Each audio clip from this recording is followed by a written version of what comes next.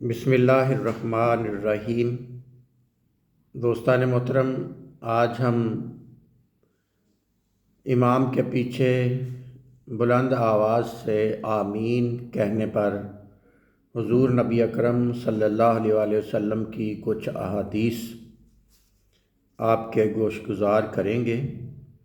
اس میں پہلی حدیث پاک حضرت ابو ہریرہ رضی اللہ تعالی عنہ سے روایت ہے۔ وہ فرماتے ہیں کہ نبی اکرم صلی اللہ علیہ وآلہ وسلم نے فرمایا، جب امام غیر المغضوب علیہم ولا الضالین کہے تو تم آمین کہو۔ جس کا آمین کہنا فرشتوں کے کہنے کے موافق ہو گیا تو اس کے گناہ سابقہ گناہ بخش دیے جاتے ہیں۔ یعنی اس حدیث پاک میں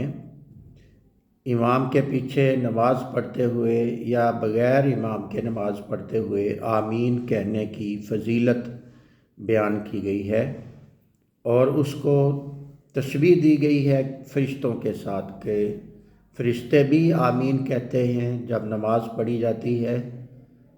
تو، اور مقتدی بھی کہتے ہیں، اور جس مقتدی کا یا جس امام کا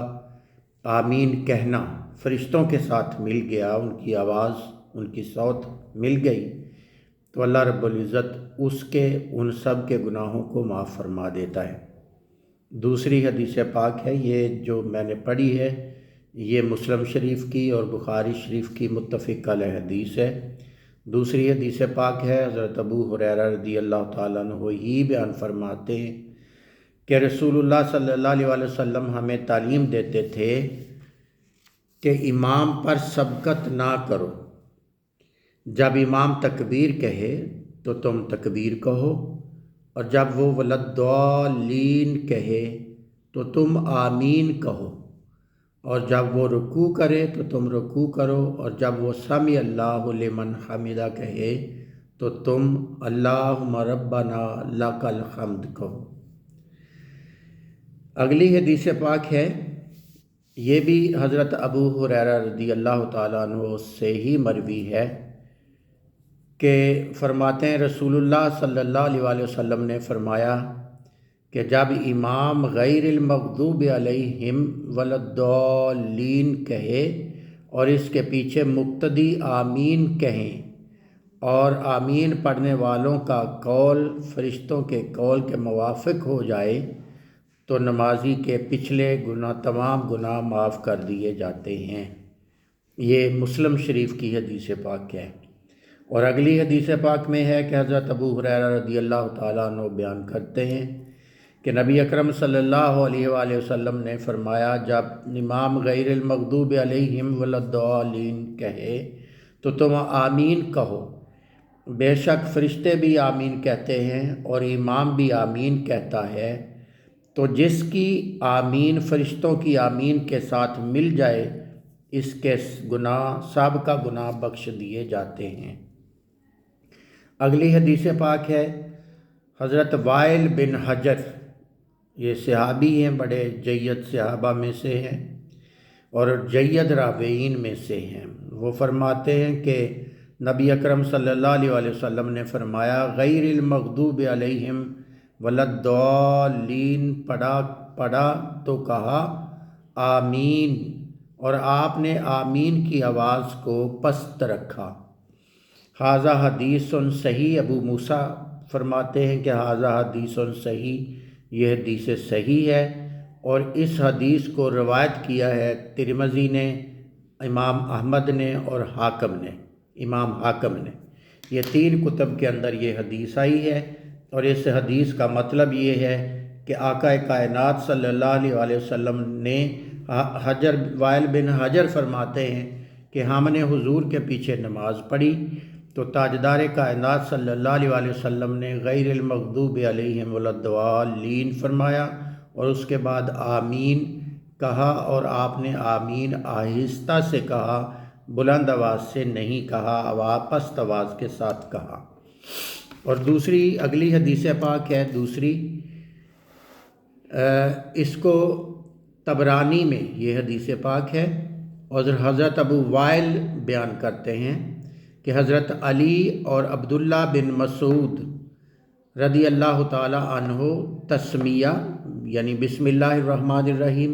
اعوذ باللہ من الشیطان الرجیم اور تعمیم آمین بلند آواز سے نہیں کہتے تھے۔ اس کو طبرانی نے بیان کیا، اور حضرت ابو وائل رضی اللہ تعالی عنہ اس حدیث کے راوی ہیں۔ وہ فرماتے ہیں کہ مولا علی عبداللہ بن مسعود رضی اللہ تعالی عنہما جب بسم اللہ الرحمن الرحیم، اعوذ باللہ من الشیطان الرجیم، بسم اللہ الرحمن الرحیم، آمین، یہ تینوں چیزیں بلند آواز سے نہیں بلکہ آہستہ آواز سے کہتے تھے، اور یہی حنفیوں کا اہل سنت کا مسلک ہے۔ پھر اگلی حدیث پاک ہے کہ حضرت ابراہیم نخعی روایت کرتے ہیں 5 چیزوں میں اخفا کیا جائے، نماز کے اندر 5 چیزیں آہستہ پڑھی جائیں، اس میں ثنا یعنی سبحانک اللہم و بحمدک آخر تک، اعوذ باللہ من الشیطان الرجیم، بسم اللہ الرحمن الرحیم، تسمیہ بسم اللہ الرحمن الرحیم، تعمیم یعنی آمین، اور تحمید اللہم ربنا ولک الحمد۔ یہ جو 5 چیزیں ہیں یہ نماز کے اندر اونچی آواز سے نہ کہی جائیں بلکہ آہستہ اور پست آواز کے ساتھ، معمولی آواز کے ساتھ ادا کی جائیں۔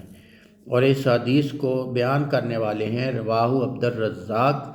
امام عبد الرزاق جو امام بخاری کے بھی اساتذہ میں سے ہیں۔ اگلی حدیث پاک ہے کہ حضرت ابو وائل روایت فرماتے ہیں کہ حضرت عمر اور حضرت علی تسمیہ بسم اللہ الرحمن الرحیم، اعوذ باللہ من الشیطان الرجیم اور تعمیم آمین بلند آواز سے نہیں کہتے تھے۔ یہ طحاوی شریف کی حدیث پاک ہے۔ اس کے اندر یہ بڑا واضح فرمایا گیا کہ حضرت عمر، حضرت علی رضوان اللہ تعالی عنہم اجمعین بسم اللہ شریف اور